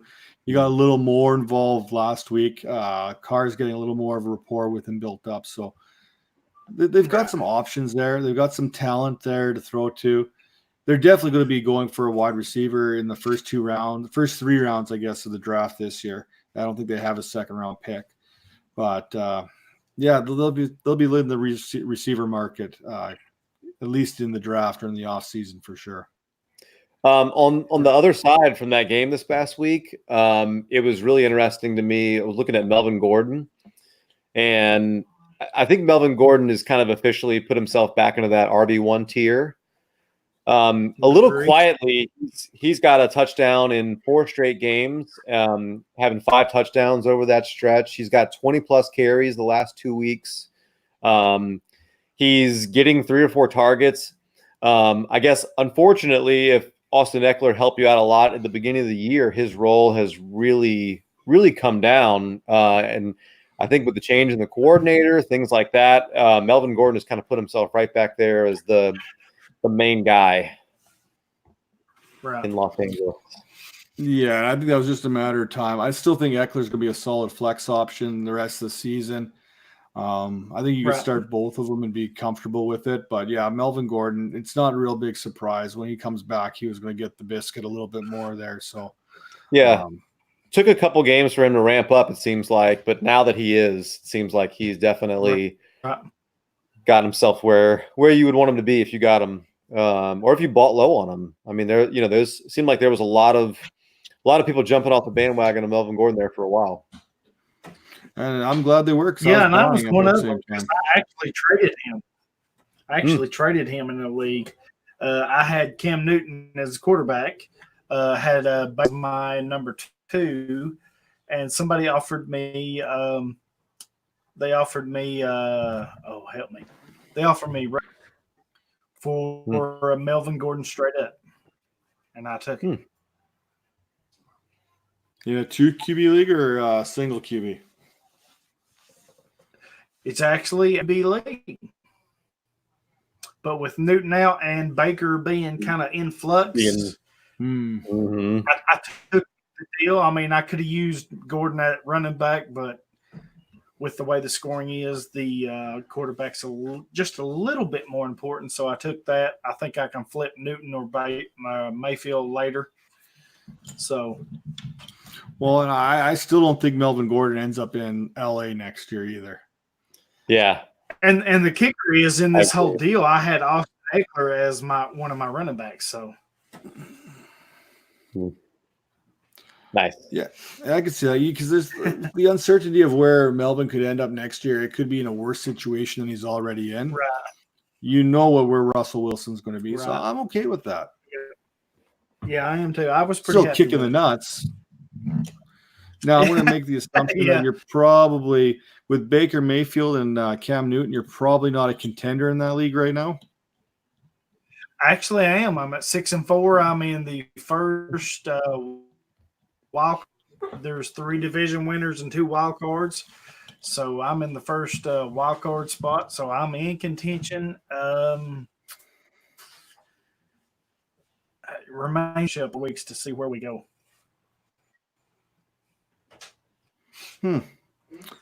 All right. So speaking of that, hey Calvin, what else did you see last week going back through the notes you have on a napkin? So Calvin Ridley is. I think it's. So obviously that was a painful game for me to watch. Atlanta, New Orleans. The Saints look terrible. But Calvin Ridley is definitely been a bit of a disappointment this year. He hasn't been over 100 yards since week 2.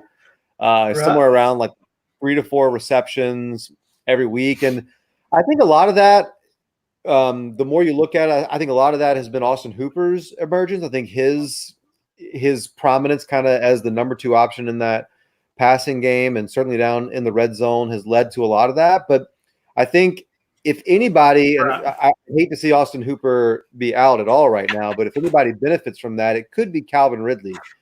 Over the course, I think now's about a time where you might want to get rid of him, but just looking at the numbers. But I think with Austin Hooper being out and who knows how long he'll be out, I think I want to keep the faith and hang on to him because I think more opportunities are coming. Yeah, I think Ridley's a solid ad at this point now, especially if Hooper does miss any periods of time. And, there's going to be a lot of garbage time still in Atlanta. I think that was an anomaly there to see the Falcons knock off the Saints last week. It shouldn't really shock you the way those two teams go at it. Doesn't matter where they really are in the record. But division rivalry, you throw the records out, it happens. Yeah. So Yep. And you're never out of any game as long as you have Julio Jones on your team too. And then Marshawn Lattimore getting injured, I think, was a huge blow to the Saints. Oh yeah, going into that second half, they were already not playing good. Mm-hmm. They already weren't playing good, and you lose the top corner who's covering one of the best receivers in the game. Yeah, that's definitely going to play a factor in how things shake out. Well, and they just seemed like they couldn't block the defensive line for the Falcons, who all of a sudden seemed like they were pretty good on defense for some reason, even though they haven't been. I don't know. We'll see going forward. I did hear that there was some changes in the way that they're calling their plays and things like that. So maybe that can answer some of that, but we'll see going forward. I still think it's a pretty good matchup, and yeah, it's just one of those weird divisional matchups that you kind of throw things out on. Did you already talk about Brian Hill and him being on the waiver wire, picking him up this week? No, we haven't. Man, what do y'all think? Have you what? Let's jump into it. What do y'all think? I mean, I have seen him he's hot as fire right now on the waiver wire. So what? I mean, are y'all buying this? Is he just a 1 or 2 week guy? Is he something maybe possibly rest of the season? What do y'all think? So I'll kick this off here right off the get-go. I say anytime there's a running back, a team's top running back on the waiver wire, you definitely have to kick the tires. On top of that, we're at a point in the season right now where a lot of us are trying to make playoff pushes.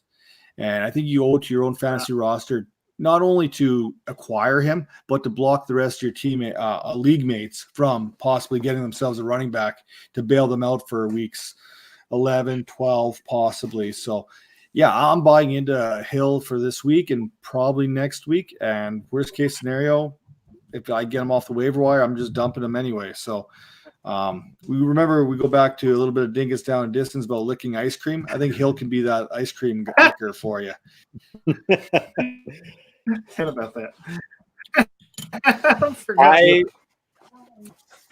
I would say I mostly agree with you on wanting the team's main running back, unless that running back is Kalen Ballage. I will leave him alone. I don't care how many carries he gets. But Brian Hill, I've actually for a while been kind of interested in him. He's an interesting talent.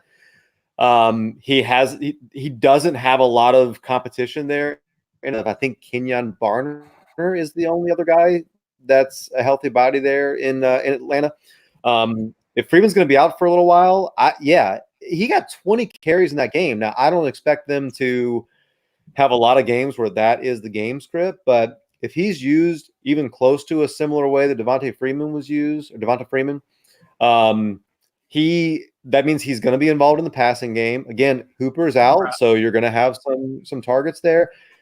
And if he's getting that kind of workload in this offense, which with Matt Ryan, it is still a pretty good offense. Like despite the defensive struggles, it's not a bad offense. It's been a good offense all year. So I think it's a very different situation than what you have down there in Miami. And Brian Hill, I thought he looked pretty good with his targets too. Well, yeah, with the one he caught for the touchdown. Yeah, he looked good in the limited time that we got to see him, and he was a good, strong running back in college. We all watched him in college there a little bit, so I think he can definitely be serviceable right now. And yeah, get him on your roster. Whether you start him or not is another story. But worst case scenario, there's someone probably in your league that could really use him, and I'd rather just block that and not even have to worry about it. Nope, there goes Hollywood. There must have some internet connections here. That's okay. We're getting close to wrapping up this show. Is there one more game you want to quickly talk about? Just pretty exciting game there in Tampa Bay and Arizona. I think some of this obviously is the matchup. Tampa Bay has proven to be really easy for wide receivers and for quarterbacks, obviously. But this is the kind of game that Christian Kirk needed. Christian Kirk is top 12 in targets on the season. On a per game basis, he missed that time with an injury. But that's the kind of thing that you look for when you see a guy like that is getting that kind of volume. He's getting some production, but he had 0 touchdowns coming into this game. Obviously, regression kicked in. He got 3 touchdowns in this one, and that helped. But if he can score on a semi-regular basis going forward, then Christian Kirk is getting the kind of opportunity to be a possibly even a high-end wide receiver 2 moving forward. Well, yeah, I'm glad you brought him up there too, because he's right now about number 31 in the consistency rating. He's had 4 of those games over that 12-point mark out of 7, which is 57%. He's currently 30th in points for. And we're talking about a guy that's including the games missed. When you look at the points for being at 30, that's with missing several games this year already. So 4 of his 7 games, he's hit that 12-point mark. So that's showing you he's got that consistency. Maybe not into that 65-70 range that we would like to see, but 4 out of 7 is not bad. We're seeing more of a usage out of him. Yeah, and so he's got San Francisco coming up, and that's going to be a tough matchup for any wide receiver. They're doing a really good job against the pass right now, obviously. So you're not going to expect a very high ceiling game. Certainly nothing like you got last week. Then they have the bye, which is really inconvenient for him. But then there's a lot of very middle of the road type matchups that I think once they get past it, he's going to get the volume and have a chance at the production after that to, like I said, be a really strong wide receiver 2 for you. No, I would agree with that. There's some other guys here I'm kind of looking at the same. One of the guys, like even going to that matchup that we're talking Tampa Bay and Arizona, one of the guys that we started to see a little more out of it was maybe not as far as consistency goes, but air yards go. Farrah Cooper had a huge game as far as air yards go. And that's a name that we did not expect coming out of that matchup at all. There's no way I would have expected Farrah Cooper to even be talked about this week. Maybe Keyshawn Johnson. Yes, Christian Kirk.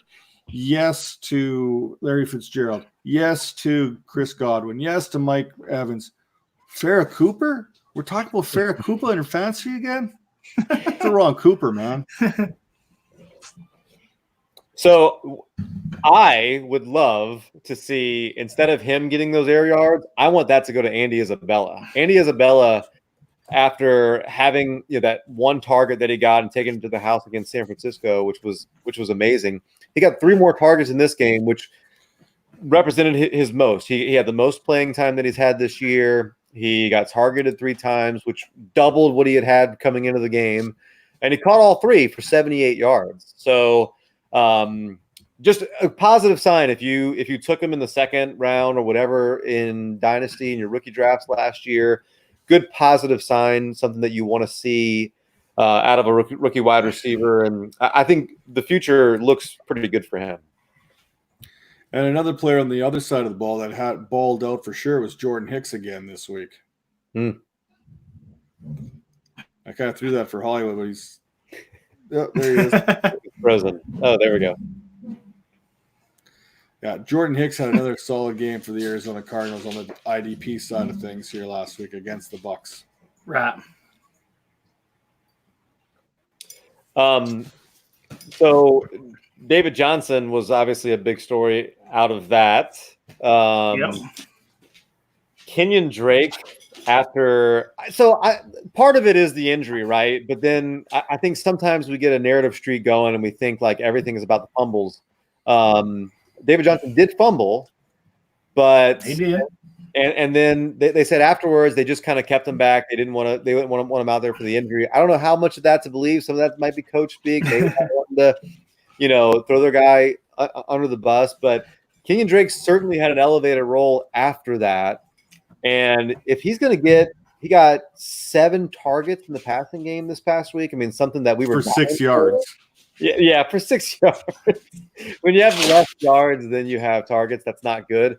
But that's a really strong Tampa Bay team, too, against the run and against running back, even against receiving yards for running back. So just something to watch. Like, I don't know that Kenyon Drake is going to be great. He has had a better game this year than David Johnson had. David Johnson just might not be at full strength, and he might be just opening the door to a really big committee right now. Mm-hmm. And speaking of watching, since nobody's watching right now, I'm gonna throw the mic over to Hollywood. There, we're gonna wrap this thing up. All right. What do you got, Hollywood? Where can we find you, man? Yeah, so you can find me at Dynasty Football Factory. That's where I do all my writing. I actually do a little bit of little Homer shout out here for you Vol fans. I do some writing on the side for them on at All Vols Call-In Show. You can look that up at .com. I'm a co-host with Dan Cook on IDP Nation. We've got a lot of stuff going on. I'm helping you out, Dingus. I'm on Nathan, the IDP guys, their Sunday morning start sit show. Start shit works too. Yeah, that does. You can't start your morning without a good shit. I'm just saying. Well, that's true. That's true. And I've been making some rounds. I've been doing some other things. Also, we're thinking about Spread the News.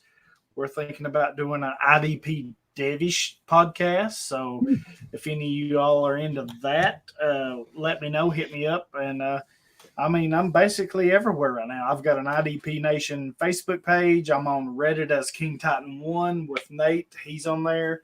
So, about any format you can find, I'm usually around somewhere. Which Reddit pages are you most active on, Hollywood? Excuse me? Which of the Reddit pages are you most active on? On the IDP there. I'm a mod there, so cool. If you guys get some stuff there, I can help you out a lot. Me and Nate does some of the graphic when I'm on there, so we can help you out there. I've got like I said, I've got an IDP Nation Facebook page. If y'all shoot me your stuff, I'll be more than happy to share it there and get your all's guys' names out there. I'm willing to share it anywhere. So very cool. Calvin, what do you got for us this week? My box score scouting should be up. It should be over to you, Coach, here tomorrow, and it's with the real job that gets in the way is it picks up towards the end of the year. So those are getting a little bit later, but it'll be out before the games start this week. Follow me on Twitter. Yeah, I really like. My handle's right there at Calvin and Javi. I really like some of the interactions that I've gotten. The more I put out those little tidbits from the box score scouting, the more interaction that I'm getting, and really love the interaction there. It's really good. So find me there and at Dynasty Vipers.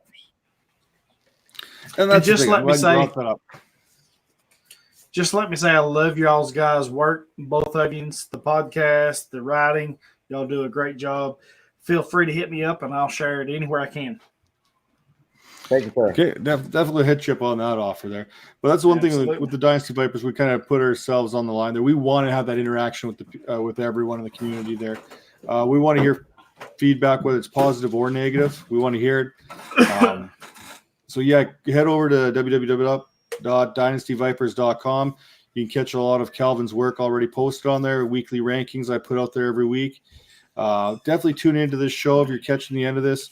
If you're just coming in now or in the last 50 minutes, you missed a fantastic first hour of the show. Absolutely. Where Bob Lung came in and dropped some knowledge on us. Dropped some huge news. Yeah, it's exciting stuff, and it's with an exclusive. Absolutely exclusive.